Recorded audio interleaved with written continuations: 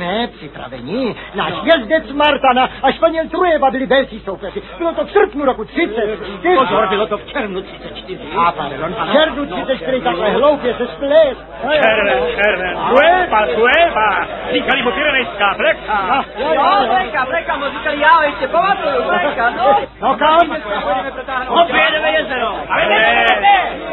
Projedeme se dneska po Sedmi Pahorce. Ale ne, kde pak? Já navrhuji, pojedeme se na večeře tě tetě do Pinerola a pak se do ti vrátíme. Převlastněte, kalboni, říct je to 12 kilometrů. No a co je to pro nás 12 kilometrů? Jak to je, tak pánové, hurá do Pinerola!